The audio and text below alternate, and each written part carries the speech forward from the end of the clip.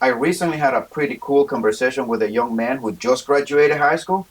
He was contemplating either to go to trade school to be a diesel mechanic or going to college and get a scholarship to play volleyball because he played that in high school. And the guy is 6'4". So he was talking to me about those two options that he wanted to do. But then he asked me the next question. Is it possible? Can I make it? Or how can someone make it in an economy as inflated as this one? And I was telling him that he has two options.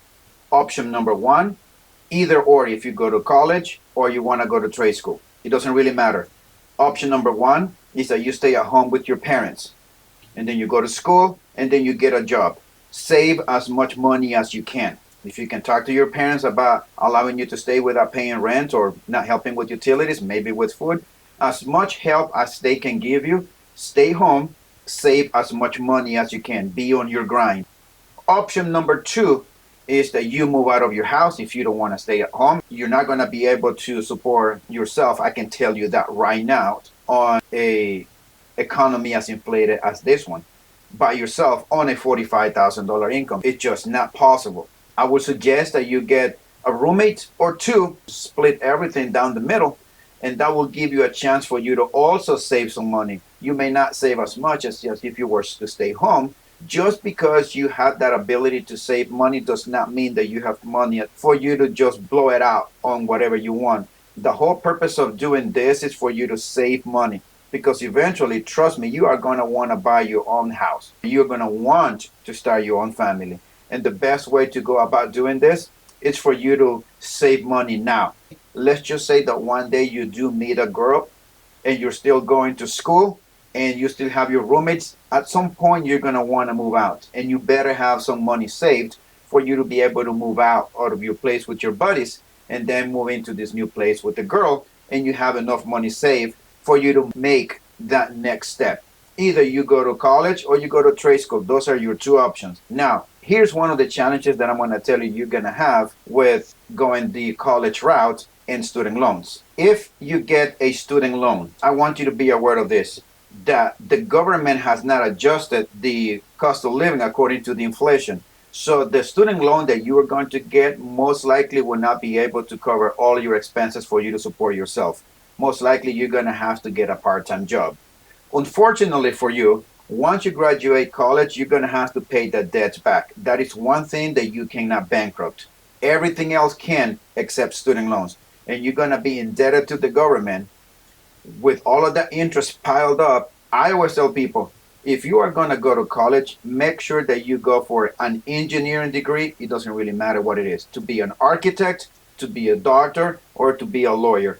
In my personal opinion, any degree outside of those is just a waste of time, a waste of your 4 years, and slave yourself to the government on a student loan. Thank you very much. And now you're going to have to pay it all back. You graduate out of college, your starting pay, depending on your degree, will be somewhere around the neighborhood of $50,000, $55,000 a year, which is about $24, $25 an hour. That will be a total of about $3,800 a month. And then you're going to have to take taxes from that. Let's say that you take, I don't know, $400 in taxes. That leaves you with $3,400. Now you got to take just the rent out of that, which is an average of $2,000. That will leave you with about $1,400. From that, you have to pay utilities. You have to pay your gas, your insurance, and all of the other expenses. Your internet, honestly, for one individual is not enough. Depends on where you live. But a $50,000, $45,000, $50,000 income, after you take all of the taxes, and on top of that, you have to pay your student loan as well. It is almost impossible for one person to make it in this society right now on a $50,000 income. And in my personal opinion, the only way that you can make it, you can either go back and live with your parents or you find some roommates so that you can split everything down the middle. That way you are able to set some money aside. Because eventually, guys, the economy, I don't think it will collapse, but it will have a recession. Not like the one that we had in 2008, but let's just say that it will be more of a correction, if we want to use the word. The economy eventually will correct itself. I don't think it'll go to the point of collapsing, but it will reset itself. And at this point, that's when you honestly, you want to have some money set aside so that you can go and buy a property, a house, or an apartment, or a condo, whatever it is that you want. That would be my personal advice that I will give to you. I say this because this is exactly what I had to do back in 2005 and 6 when the economy was just the way it was right now. And then the 2008 collapse happened, and I happened to have money saved so I could buy property pretty cheap. Eventually, the economy will correct itself. And right now, I tell people if you want to buy a house, I honestly do not suggest. That is just my personal opinion because everything is expensive. And when everything goes south, then you're going to be underwater with your mortgage. You're going to owe more than what the house is worth. And you cannot get rid of that house. You still have to make that payment. You cannot even refinance the house because the house will be worth less than what you owe. You will be underwater. And a lot of people end up losing their houses because of this thing. So my advice that I'll give to you guys, which I told this young man, is right now is just to work and work and work. Save as much money as you can. And if you happen to meet a good, decent woman that you want to start your life with, make sure that your mind is clear and your goals are clear. And everything else that I have spoken in all of this video on how to vet and screen a woman, that all of your non-negotiables and all of your goals, that those things do align, because that would be the only way that I will say that you'll be more likely to push forward and then move forward as a couple together than doing it all by yourself. Statistics have shown that people who are married tend to be more successful, have more assets than a person who's doing it all by himself. These are hard times. I have heard it from a lot of people, and I talk to a lot of people. And I always tell people the best thing you can do right now is to work, be on your grind, save as much money as you can. Have some goals, set some goals for yourself. Read about finances, about investments. Eventually, you're going to want to do something with your money if you are able to save some money. And if you are wise, there's some adjustments that you have to make in order for you to save money. You have to see how the economy is, make some adjustments according to the economy. But I always tell people, don't look at it in the next year. You have to look at it in the long run, which I always tell people, set yourself a 5-year goal and a 10-year goal. Have a goal to work towards. Eventually, when you have this goal, you're going to be better off because you're going to be working towards those goals. And you're going to have to constantly be checking up on yourself, pushing yourself up, and then putting your own self in check when you're falling behind the goal that you have set for yourself. This is the best way that in my personal opinion, you can get ahead. Even in these hard times in economy, yes, you can.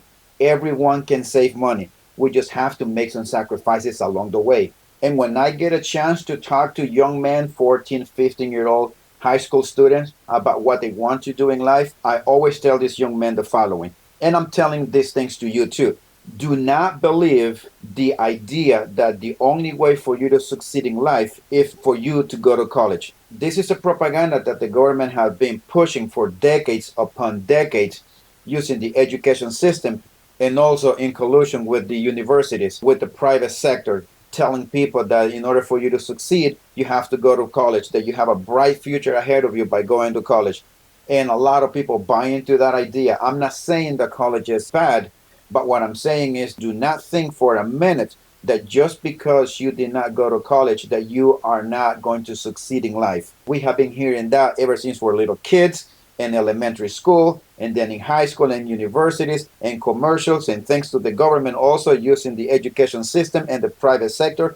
We hear this all the time, even in social media. But I always tell this to young men, you can also make it in life by going to trade school as well. You just have to be smart with your money on either direction that you take. The starting pay for a lot of people that I know that go to trade school is just as much. It is crazy. It's just as much or maybe more than the starting pay from someone that has gone to college. I say this because I know people who are in several trades, and the starting pay for those people, it is very good. And one of the things is that they don't have a student loan, and if they do, it's very minimal. And I'm going to say one more thing to you guys. If you have the opportunity to learn another skill, it doesn't really matter what it is. Anything that you learn in life, eventually you're going to put that to use. At some point in your life, you will. And it's always good to know a little bit of everything. It's something that it will really benefit you later on in life. especially when you have your own house, when you buy your own property, your condo or your apartment, whatever it is. It's going to save you time and it's going to save you money as well, because you're going to be the one most likely taking care of the things that needs to be taken care of, instead of hiring someone to do this kind of work. If you can learn more than one, even better for you. If you want to learn more about investments and finances, buy books about it, because eventually when you work and you save money, you're going to want to do something with your money. I always tell people, at first, you work for your money, but then later in life, you want your money to work for you. And the only way for you to make wise and smart decisions with your money is for you to educate yourself on investments and what to invest and when and where. It is something beautiful to know this kind of thing. It opens your minds and it frees your mind. You do things in a more calculative way. You analyze everything. Numbers become very important for you, and it is a good thing for you guys to learn about investments. We have to, in this life, in this economy, whether it's good or bad, it is always good to know about investments and finances, because you can make money even in a down economy if you are smart. I'm saying all of those things because of experience. You can make money on either way, if the economy is good or bad.